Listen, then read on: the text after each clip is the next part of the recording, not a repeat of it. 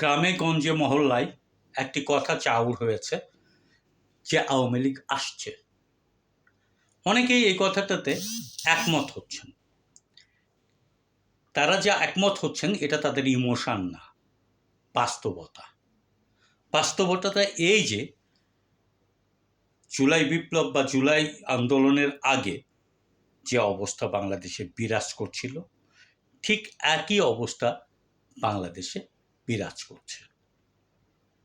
লাগামহীন ট্যাক্সের বোঝা মানুষের ঘাড়ে চাপছে,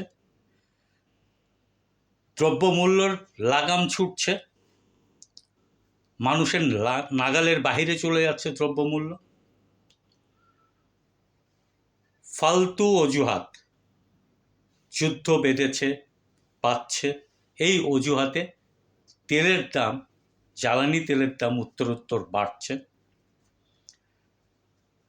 এক ধাপে 20 টাকা জ্বালানি তেলের প্রতি লিটারের দাম বাড়ালো, আবার এই মাসে জ্বালানি তেলের দাম প্রতি লিটারে 5 টাকা বাড়ালো, কেবলমাত্র ডিজেল ছাড়া।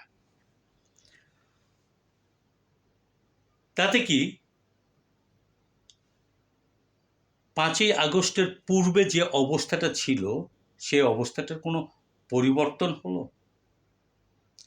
সংসদে বসে আপনারা হইচই করে বাজেট পাস করবেন, এটা 5ই আগস্টের আগেও করতেন। 5ই আগস্টে এই যে বাজেটটা আপনি পাস করে নিলেন, 5ই আগস্টের আগে যে বাজেটটা আপনারা পাস করে নিতেন, সেই বাজেট কিভাবে, কোথায়, কেমন করে খরচ করলেন সেই হিসাবটা কিন্তু আপনারা কখনোই সংসদে দেন নাই এবং এখনও দিচ্ছেন না, এবং সে ব্যবস্থাও আপনারা বহাল রেখেছেন।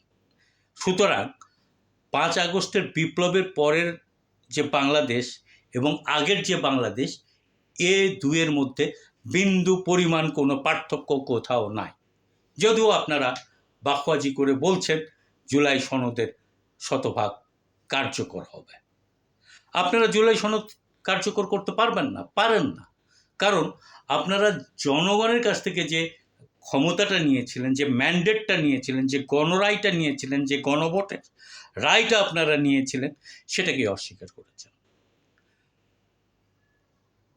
জনগণ সকল ক্ষমতার উৎস, অর্থাৎ সংবিধান সংস্কার করতে হলে জনগণের মতামত লাগবে। জনগণের মতামতকে আপনি অস্বীকার করে জুলাই সনদ বাস্তবায়ন করবেন, এটা যেটা বিশ্বাস করে তারা বোকার রাজ্যে বাস করে। আর যদি জুলাই সনদ বাস্তবায়ন না হয়, তাহলে ফ্যাসিস্ট হাসিনা এবং স্বৈরাচারী আওয়ামী লীগকে আপনারা কেমনভাবে আটকায় রাখবেন? নিশ্চয় সে ক্ষমতা আপনাদের নাই, সেটা আপনারা পারবেন না। সুতরাং এখন যে টক অফ দ্য টাউন হচ্ছে, টক অফ দ্য কান্ট্রি হচ্ছে আওয়ামী লীগ আসছে, সেটা বাস্তবায়ন করার যে পথ, সে পথ জুলাই বিপ্লবের পর বা জুলাই অভ্যুত্থানের পর বা জুলাই গণ আন্দোলনের পর যে সরকার, বিএনপি সরকার সংখ্যাগরিষ্ঠতার বলে দেশ পরিচালনা করছে, তারা নিশ্চিত করেছে এবং সময়ের ব্যবধানে তারাই সর্বপ্রথম আওয়ামী লীগকে স্বাগতম জানাবে, ফুলের মালা দিয়ে বরণ করবে। এ বিষয়ে কোনো সন্দেহ নাই, বিতর্ক নাই।